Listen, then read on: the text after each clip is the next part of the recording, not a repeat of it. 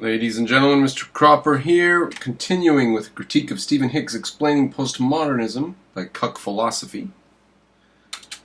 The Frankfurt School on page 141, he says that in the 30s, quote, large segments of the radical left had come to agree with what National Socialists and fascists had long argued, that socialism needs an aristocracy.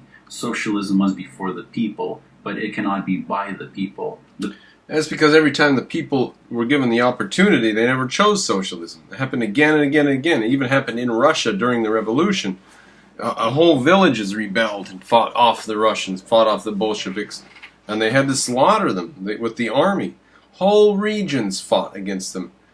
Georgia was one of the ones that just wouldn't submit. They had lots of large-scale fighting against the Soviet authorities, and so they just starved them all to death. They just used the army to starve everybody to death. So the left came to the conclusion slowly over about a 10 or 20 year period there, or about a 10-year period there, that they were not going to get the populace to accept socialism. There's just no way. Even like by actually threatening them with guns wasn't going to do it. They were going to have to fight them and kill them. There was just no way. They could not get them to submit. Now, part of the reason for that is when they did get them to submit, they put them on these collective farms or whatever like this. Word got out of how terrible the situation was. They take everything from you and turn you into a serf, and so word got out what was going on. So then the people stopped submitting, right down to the point of fighting to the death. And so they said, "All right, we cannot just talk to the people and do it that way. We can't get the people to convert. We're not going to be able to get them. We've got to impose it from the top." So yes, they decided they needed an aristocracy. It's for the people, but it's done by the philosopher kings, by Plato's philosopher king.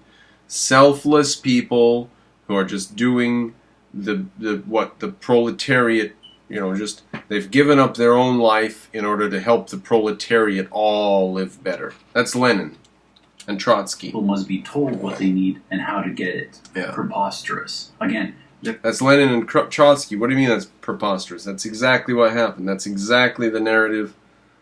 That's exactly what happened. Why is that preposterous? No sources. If anything, no Western sources. Marxism since the 1930s... No sources. Did that not fit the narrative? ...saw an increasing number of anti-authoritarian strands. Yes, there are anti-authoritarian forms of Marxism, ones that are anti-state and even anti-party. The fact that he has to say, yes, there are forms of means how suspicious they are. I mean, that's just stupid. That's obviously stupid. There are anti-authoritarian forms of socialism?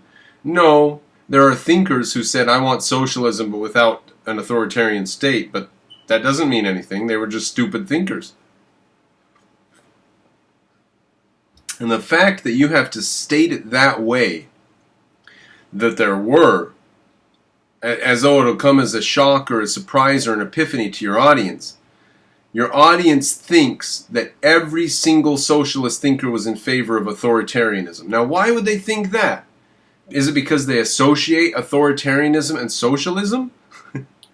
Well, they shouldn't do that, should they? I can't remember whether that was this video. Was this the video that was on about that? Or might not have been another one. Are libertarian Marxists, autonomous Marxists, the situationists, etc., etc. No, it was the David Pacman show that I'm thinking of when I was just doing some sort of concrete leap over that I couldn't quite remember. Non-Marxist forms of socialism, like different forms of anarchism, their very existence puts a hole in Hicks's historical account of the left. What does? Not only that, some of the Frankfurt... Their very existence? They're anti-state and even anti-party. They're anti-state? Wasn't Marx anti-state? So what? That's not a substantive response. Anti-state, every single one of them were anti-state, but somehow, always their philosophy builds a state. Libertarian Marxists, autonomous Marxists, the situationists, etc., etc. Libertarian, autonomous, and situationists. So there are some different group of Marxists who, in their writings, don't want a state. Therefore... Not to mention non-Marxist forms of socialism, like different forms of anarchism. Their very existence puts a hole in Hicks's historical account of the left. Oh, so Hicks doesn't understand the left because there are some people on the left who don't want a state. Now, what if, just a what if those people who are against a state are just confused, then would Hicks be correct? Then is there still a hole in his account? Or is the account proper then at that point? Because the people who don't want a state are simply confused, I'll tell you that. There will be a state. The question is who will run it. Do we run it by a consensual agreement and voting and representatives and arguing in courts every day? Or do we just have some dictator who tells us all what to do? There will be a state, though, I guarantee you that. Not only that, some of the Frankfurt School theorists even explicitly argued for a more pronounced individualism in Marxism. To say that they believed socialism cannot be by the people contradicts everything they believed. I mean, there seems to be an aura about it of disappointed hopes, disappointment with Marxist theory, disappointment perhaps even with the working class itself for failing to be an effective instrument of revolution. Was there something disappointed or disillusioned or pessimistic at the centre of your approach in those days? Well, if a disappointment means, as you formulated, disappointment with the working class, I would decidedly reject it. None of us has a right to blame the working class for what it is doing or what it is not doing. So this kind of disappointment, certainly not. Time to get to general flaw number 4. Well, again we see his inability to choose a clip with substance. What point did that prove? Okay, that the guy doesn't judge the working class? The working class didn't disappoint him. That was the point of that clip.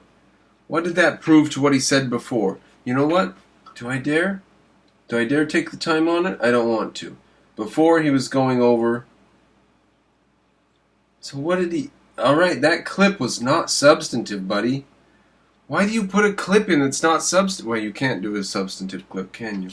Hicks doesn't really show the arguments that the philosophers he criticizes made. Hicks himself says that, quote, postmodernism mounts powerful arguments against all of the essential elements of modernism.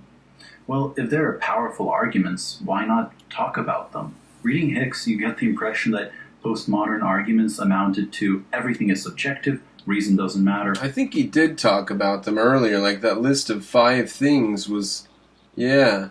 So where are we now? 4350, if I can remember to go back. Yeah, this is a bunch of arguments against the modern world. All truth is relative. Postmodernism is correct. All cultures are equal. The West is destructive and bad.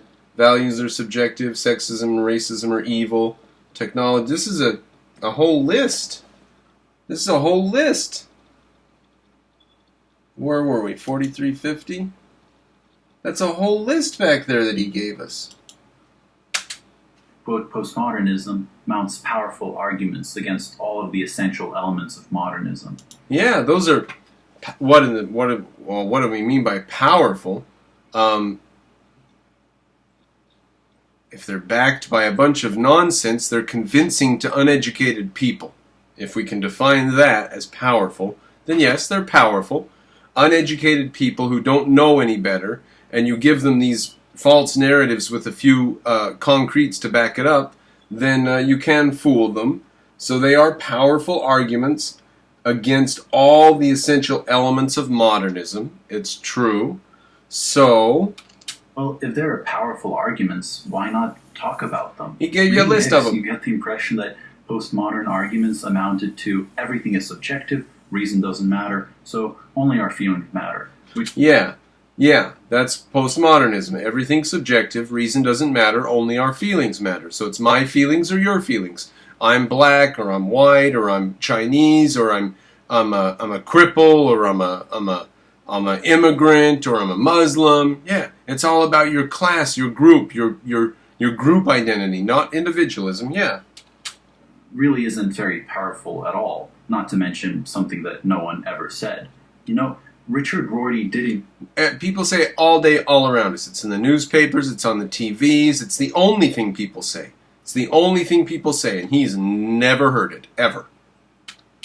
In legitimacy as a philosopher by just going right into claiming that we should kill all white males. He kickstarted his career with the book Philosophy and the Mirror of Nature, a very rigorous book with clear argumentation that engaged with the analytic philosophy of its time. Why not engage with its arguments? Well, Hicks doesn't really have to. Instead, He implicitly discredits the philosophers he talks about in a twofold manner, by making claims on what their motives were and what the consequences were. For example, he criticizes Kant as being counter-enlightenment, but doesn't really engage with Kant's arguments. Instead, he claims that Kant only believed things Hicks doesn't agree with because he tried to justify his religious faith. Similarly, I doubt that, and I would have to see a quote from the book. I'm not going to take your word for it. You're going to have to give me a quote, because I already know you're as dishonest as a pig rolling in the mud.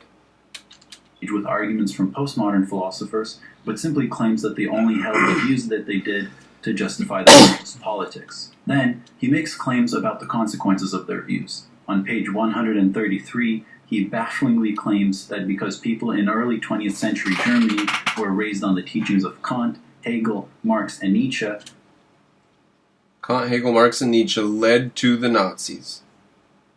Destruction of the mind and belief in the power of the will and class struggle led to the Nazis. The Nazis were irrational, class struggle, power of the will. So yes, all of that works. Everybody there fits. That's fine. They saw National Socialism as a moral ideal. Of course, the claims he makes aren't true, but they are used. So where did National Socialism come from, if not from the thinkers in that nation before it arose? To him, because in the eyes of many of his readers, he has discredited these philosophers by showing both their supposed causes and their supposed effects, all without having to engage with any of their arguments. I'm saying all this... Well, show me where he didn't engage with their arguments, or where his engagement wasn't substantive, because I'll tell you right now, that engagement right there was... that he gave a perfectly good, correct summation. Now, I don't know that Stephen Hicks was writing a history of Germany, or a history of philosophy, or a history of the philosophy of war, or a history of wars.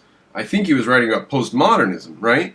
So for him to go into too great of depth on that exact subject, maybe we can let him off the hook a little bit, but he did give a substantive account of the fact that those philosophers were influential in Germany up to the time of Hitler, and people believed in and were practicing those philosophies. They bought into them. Marxism, Kantianism is Marxism. So you fail if you think that that is not a substantive thing for Hicks to say, and you're not going to address it, are you? Deal. Of course, the claims he makes aren't true, but they're useful to him because... Oh, just say that they aren't true. The claims they make aren't true. He's only making these claims not because of the truth of them, just because they serve his ends. He has some ends. In the eyes of many of his readers, he has discredited these philosophers by showing both their supposed causes and their supposed effects, all without having to engage with any of their arguments. Isn't that an engagement with their arguments? I mean, on the level that he's trying to work. He's not, like I said, it's not a history of philosophy or war, but is he not engaging with them by saying, look, they came from an anti-reason stance, and look where it ended up. So are you going to answer his engagement in any way? You just dismiss it by saying he's not engaging with their arguments.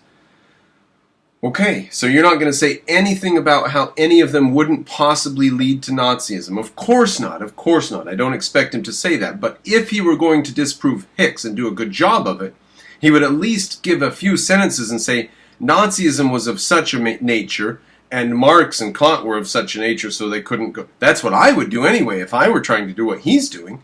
I would try to give an account of how Hicks was wrong in that assertion, and say that this assertion, while it does point to an exact set of specific concretes, namely philosophers leading to a result, it is wrong for X, Y, and Z. Now, actually, Hicks is right, and so he's not going to tear into it. But he ought to give it a stab if he's going to seem at all reasonable, if he's going to seem like he's doing a good job here, which he's already way not doing, and not even trying to do. He's just trying to fool drooling fools. All this is a preliminary intro to one of the final moments of the book, where, in his regular tactic of trying to show how other beliefs lead to bad consequences, he tries to show how postmodernism leads to nihilism, and even a hatred of mankind. Does postmodernism lead to nihilism and a hatred of mankind? If that were true, then postmodernism being everywhere in our culture today, we would see just a destruction of things in general. We would see a screaming destruction. We would see art that was hideous. our schools would be destroyed, our universities would be destroyed, our newspapers would be destroyed, our media would be an empty vacuum of nonsense, politics would be an empty vacuum of nonsense. So yeah, I think that that's true. And what other example? Should we just get, what was it?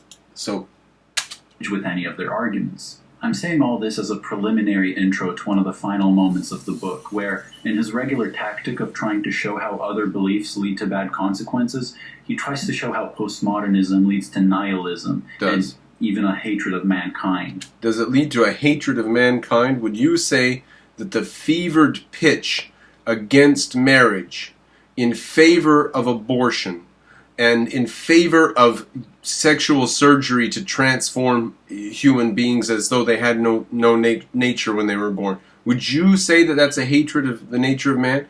And if human beings are meant to survive by the use of their mind, and the socialist welfare state prevents that from being the case, and says that you survive as a nanny of the state, a ward of the nanny state, then does that apply or not? Yeah, I think that that's what we see all around us today. I think that applies. So your readers are going to know that that's the case. Now, either he just can't think of that and he just doesn't think of that, or he doesn't want to put it in your head in case you're so dumb you haven't thought of it yourself, and he wants you to stay stupid and deluded. That is the level on which he's operating, and that is the type of people that he's hoping to fool with this. To show how other beliefs lead to bad consequences, he tries to show how postmodernism leads to nihilism and even a hatred of mankind. Check. And he does this with possibly the worst and most laughable misreading in the entire book. On page 195, he says, Foucault extends his desire for effacement to the entire human species. At the end of The Order of Things, for example, he speaks almost longingly about the coming erasure of mankind. Man is an invention of recent date that will soon be erased, like a face drawn in sand at the edge of the sea. That's hatred of mankind. Huh. That's pretty hateful. Foucault for you. Yes, I'm not making this up. Hicks thought that Foucault is some kind of anti-natalist or... Well, does that statement show a hatred of mankind? Almost thirsting for humans to melt back into oblivion? Yeah, I think so. To make a misreading this bad, Hicks must have not read anything else in The Order of Things. Foucault, The Order of Things, and Archaeology of the Human Sciences. I'll bet it's not. They've taken over archaeology, which is an exciting subject. It means the evidence of the state before writing, or evidence of humans before writing. Or evidence of civilization. I think it's the organized state before writing. But maybe it's just human evidence. Anyways, archaeology has been taken over by Marxists. It's terrible, terrible, terrible. It's terrible. Everything's been taken over by Marxists. But I'll bet that is a bunch of garbage. It's got to be. It's by Foucault. I'll bet it's not about science. I'll bet it's not about archaeology. Probably not about order. It's about destruction of order. So, what would the rest of that book be if the last bit of the book had that thirsting for humankind to be erased like a drawing in the sand at the edge of the water? What would the rest of the book contain? According to Cuck philosophy, then, the rest of the book is a symphony of pro-human reason and whatever. It was enough for him to just find the single out-of-context spooky quote. To see Hicks's failure, you only have to read the paragraph right before the one he quotes. Good. Where Foucault says, quote, Good. Let's try it. One thing in any case is certain. Man is neither the oldest nor the most constant problem that has been posed for human knowledge. Why is man a problem for human knowledge? Taking a relatively short chronological sample within a restricted geographical area, European culture since the 16th century, one can be certain that man is a recent invention within it. That quote doesn't seem to demonstrate very much. What did we get from that quote? Man is neither the oldest nor the most constant problem for human knowledge. That sentence is nonsense. Human knowledge can't be a thing separated from man. Human knowledge didn't have any problems before man or without man. That's ridiculous. So that first sentence is ridiculous. But anyway, we're not doing Foucault right now. What an idiot. Read that first sentence. That's ridiculous. Okay. Taking a relatively short chronological sample of Europe, one can be certain man is a recent invention. Okay, so man...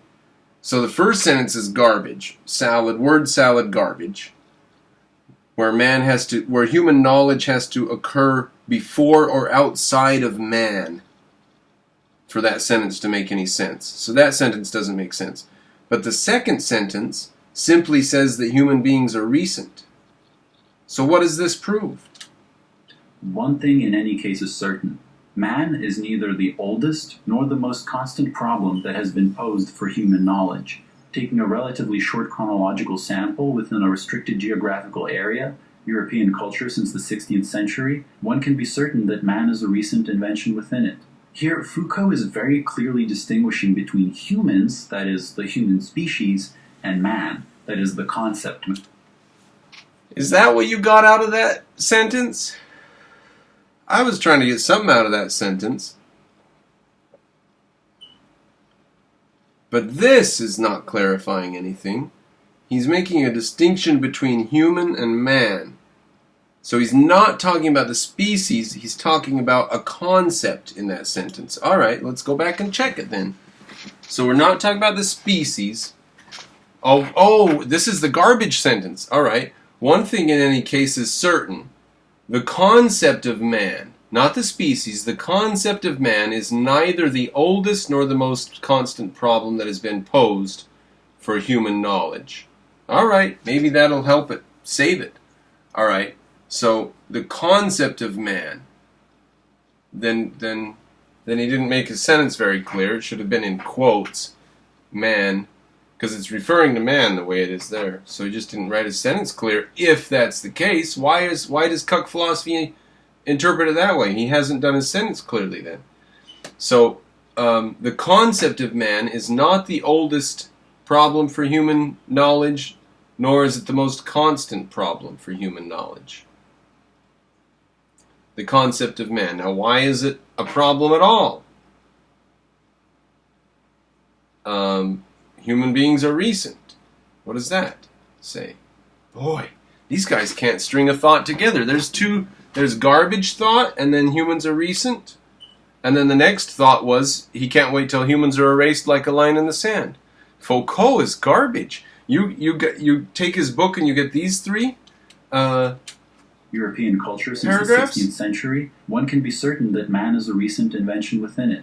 Here, Foucault is very clearly distinguishing between humans, that is, the human species, and man, that is, the concept man, the abstraction, the idea of man that is at the core of humanist thought. If it's so clear to you that that's how he was using the word there, then why would it not be clear to other readers? It's because it was not correctly punctuated. So how can we be certain that your reading is correct and that Foucault did not correctly punctuate it and that his author did not correctly punctuate it? Because they should have had like little square quotes around it or something like that, if it's true that they were using man not as a term referring to man, but referring to the term man.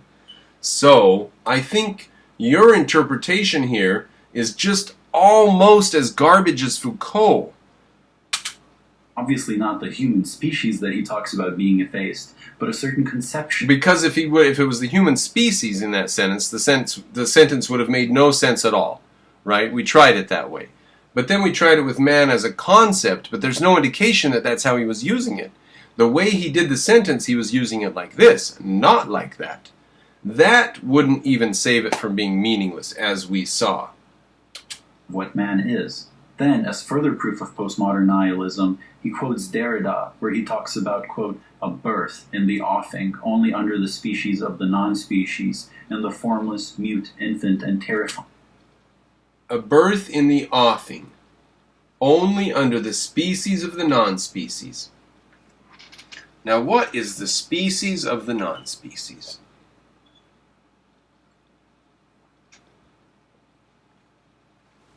A non-species would be not, if we have genera specifa, a non-species then would be a genera, could only be genera, if those are the two items in the universe, genera and specifa.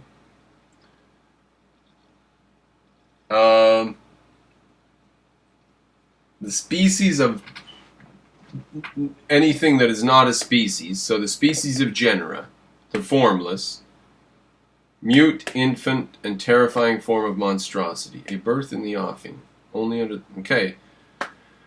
Trying. Let's see what he has to say about it. Form of monstrosity. Somehow Hicks interprets this as Derrida saying that we, as postmodernists, must bring forth monsters, heralding the end of mankind. Let's see. Only a birth in the offing, only under the species of the non-species, in the formless, mute, infant, and terrifying form of monstrosity. Well, I would have to hear the whole quote, because it doesn't even start at the beginning of the sentence. So, how are you going to show us that Hicks was wrong if you're not going to give us the quote from which he based what... How are you even going to prove him wrong, then, if you're not going to give us the full thought that he gave us? Or that he gave you? He's a unspecies, in the formless, mute, infant, and terrifying form of monstrosity. Well, as the form of monstrosity, as a birth of the form of monstrosity. But what was the thought before that? A birth of the form of monstrosity. Okay, what was the thought before that? You're not going to give it to us? Were they advocating for a birth of the form of monstrosity? Or not? You're not going to give it to us. Hicks interprets this as Derrida saying that we, as postmodernists, must bring forth monsters, heralding the end of mankind. What he's actually saying is that the future, as that which cannot be predicted, which is alien and unfamiliar... What he's actually saying, right?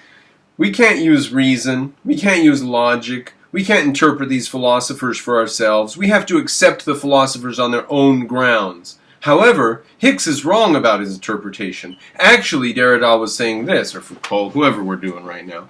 Actually, really, well, I thought you had to accept philosophers on their own terms, and there was no way to judge them outside, and there was no way to come to a conclusion of your own. You just had to accept them. No, actually, Hicks is wrong.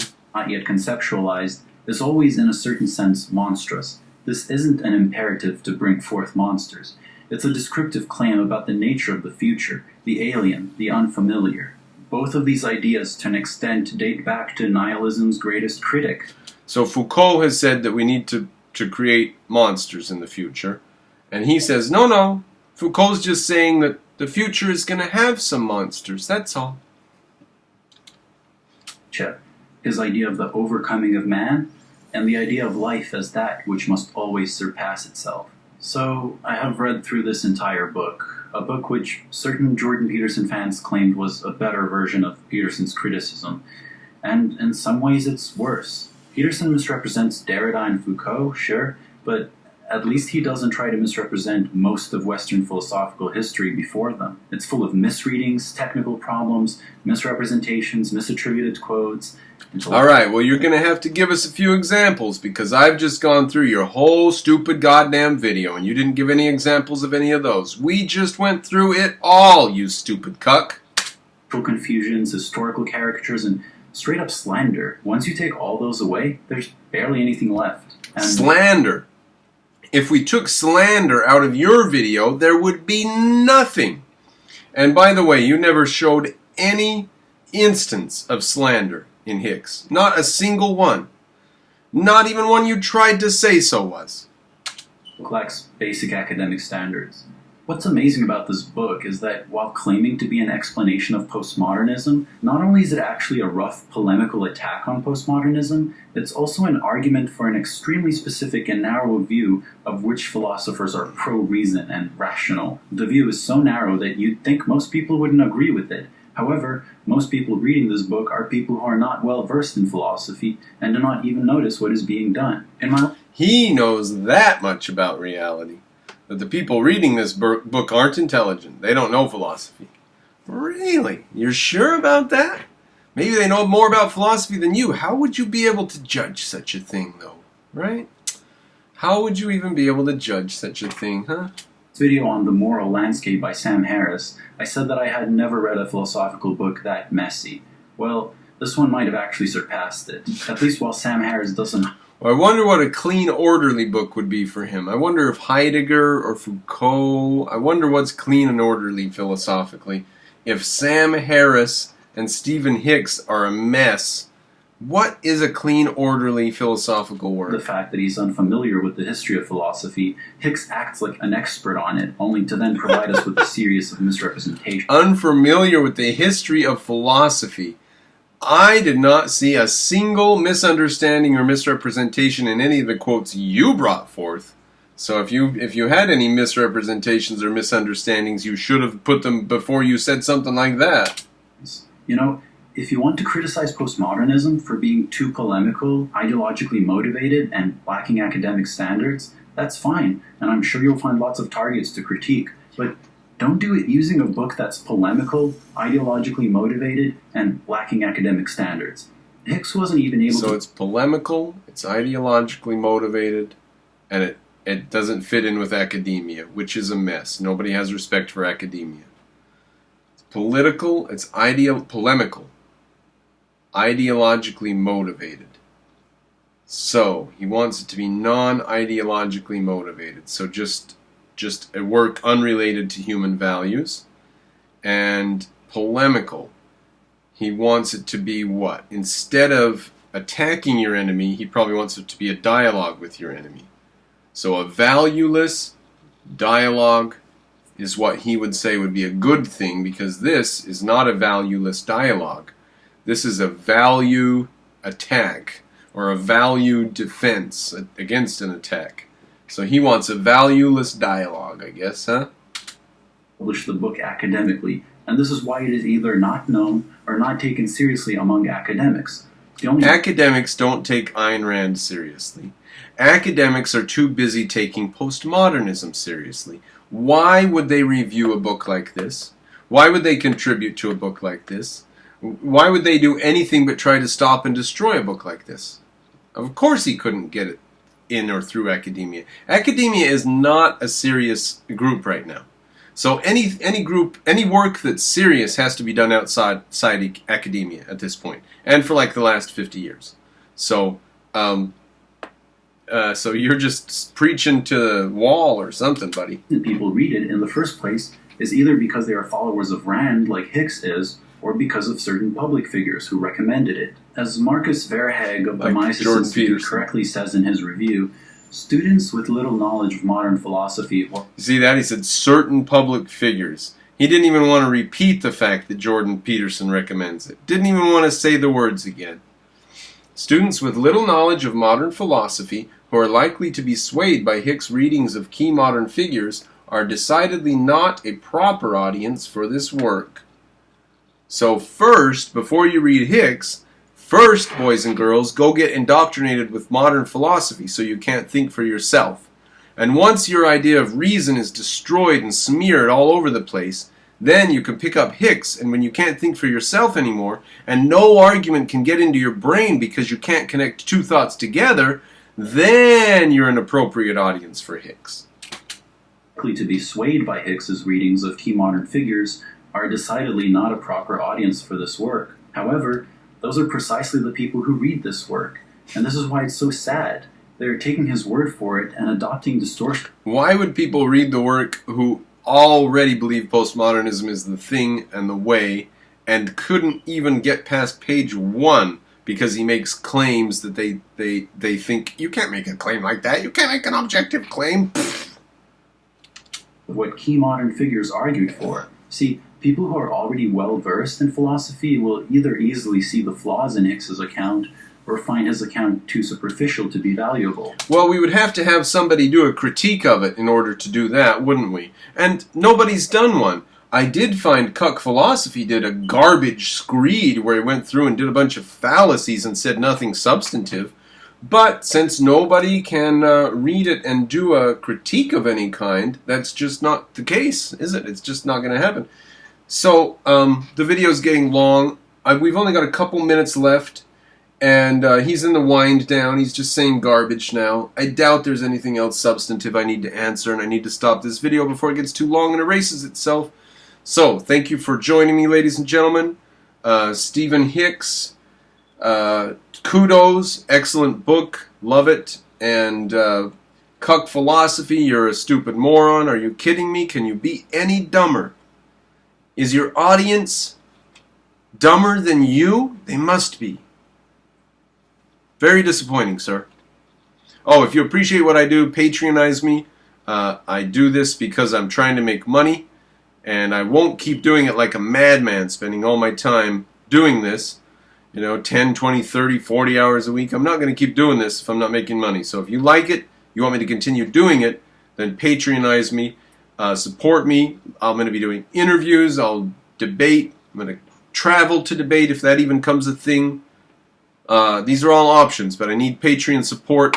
I used to get money from being monetized, but Google and YouTube have demonetized me. So now it's up to the people who want me to do this. I can't get ad support anymore. Alright, so patronize me if you support what I do. And go buy a copy of Stephen Hicks if you can find a copy. They're probably becoming dear.